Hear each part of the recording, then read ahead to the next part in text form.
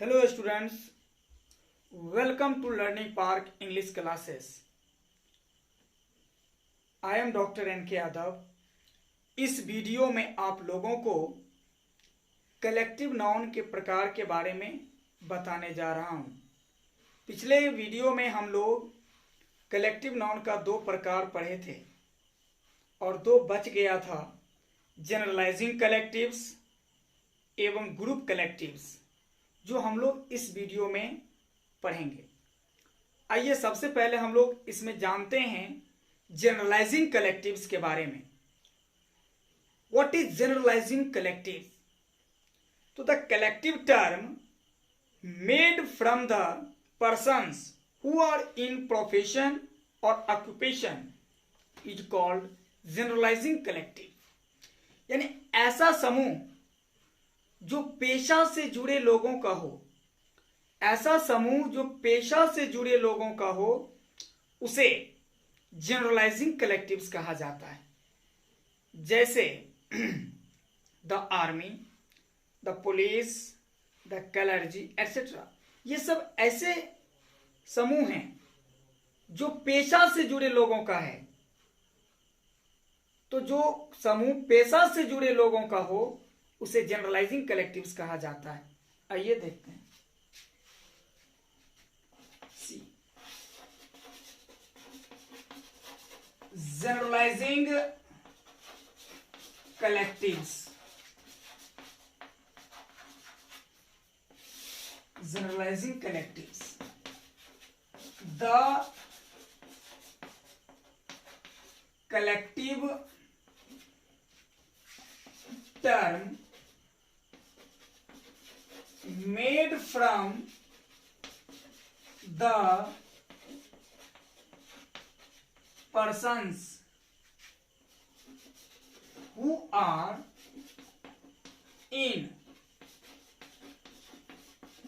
profession or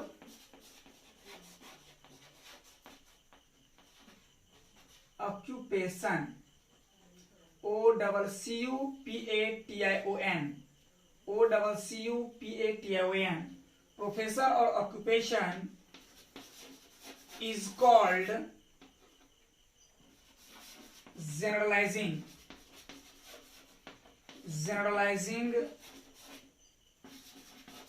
collectives. Generalizing collective.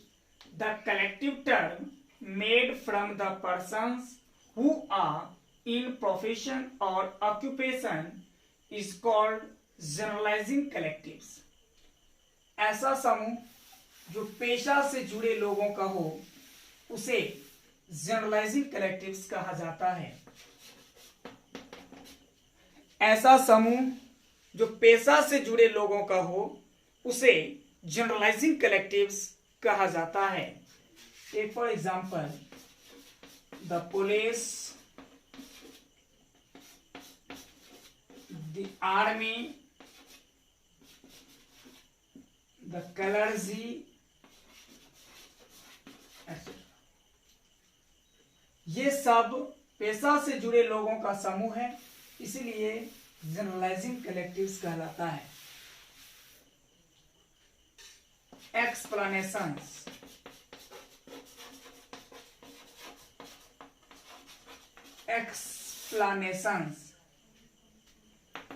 Explanations.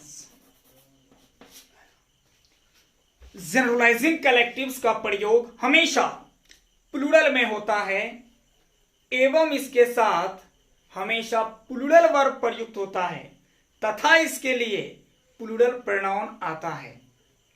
Generalising collectives का प्रयोग हमेशा प्लूरल में होता है तथा इसके साथ प्लूरल वर्ब आता है एवं इसके लिए प्लूरल प्रोनाउन प्रयुक्त होता है. जैसे देखिए, the police are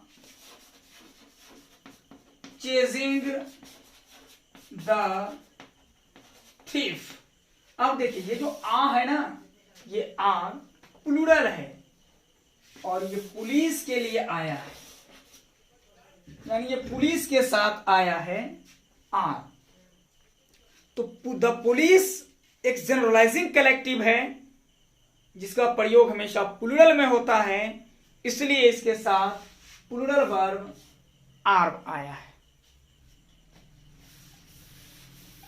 the police का मतलब होता है आरक्षी लोग।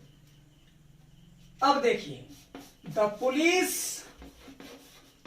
का मतलब होता है आरक्षी लोग, इसके साथ मैन या मैन नहीं लगता है समानता, यानी द पुलिस के साथ समानता मैन या मैन नहीं लगता है। लेकिन जब पुलिस से एक अधिकारी का बोध कराना होगा तब हो जाएगा ए पुलिस मैन, और एक से अधिक का बोध कराना होगा तो ट्यू, जितना का बोध कराना होगा उतना पुलिस मैन, पुलिस मैन लग जाएगा।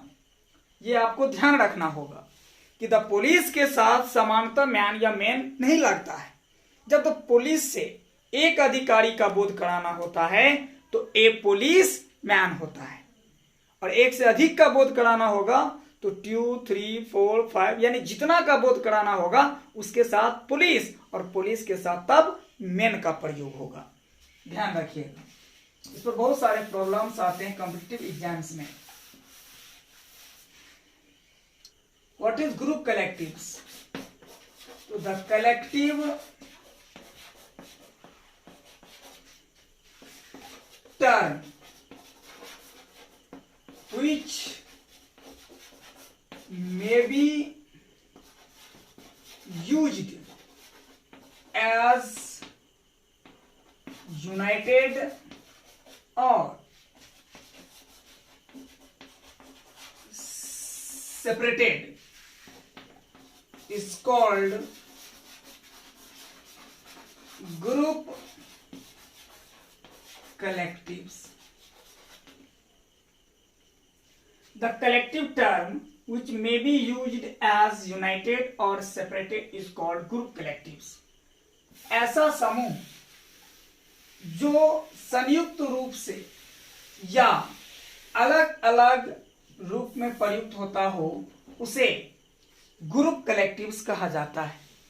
ऐसा समूह जो संयुक्त रूप से या अलग अलग रूप में प्रयुक्त होता हो उसे ग्रुप कलेक्टिव्स कहा जाता है। जैसे take for example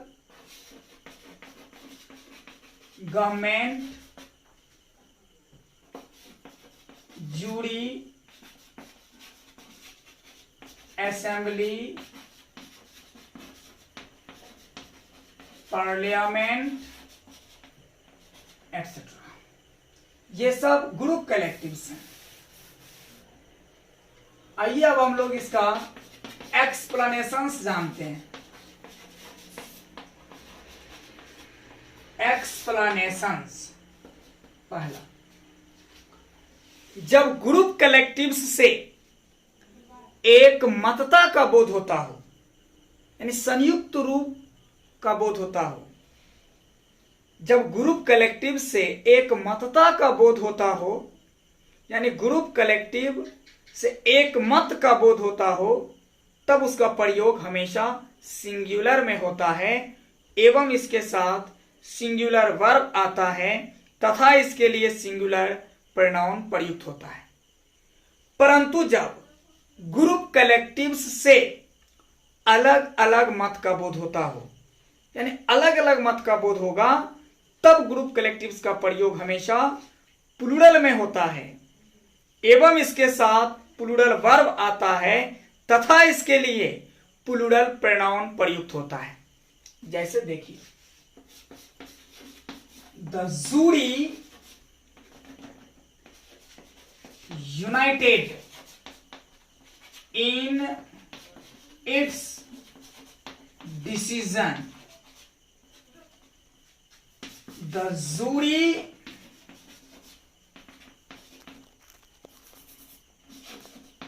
divided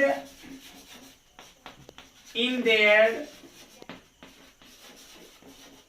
decision, अब देखिए, the jury united in its decision. पंचों का समूह अपने निर्णय में एकमत है, यानी सब एक मत में है, तो सिंगुलर होगा, इसलिए इसके साथ सिंगुलर वर्ब इज आया। लेकिन the jury divided in their decision. पंचों का समूह अपने अपने निर्णय में अलग है, यानी बटे हुए हैं, यानी सभी लोग अलग अलग मत में हैं। तो इसका मतलब हुआ कि एक मत का बोध नहीं हो रहा है, यानी अलग अलग मत का बोध हो रहा है, तो ये प्लूरल में होगा, तो इसलिए यहां पर इसके साथ प्लूरल वर्ब आएगा। तो ये था आपको generalising collectives and group collectives. यदि आप लोगों को ये वीडियो अच्छा लगा हो तो एक लाइक जरूर कीजिएगा। यदि अभी तक आप लोगों ने सब्सक्राइब नहीं किया है तो सब्सक्राइब जरूर कर लीजिएगा तथा उसके साथ बेल आइकन जरूर दबाइएगा। Thank you.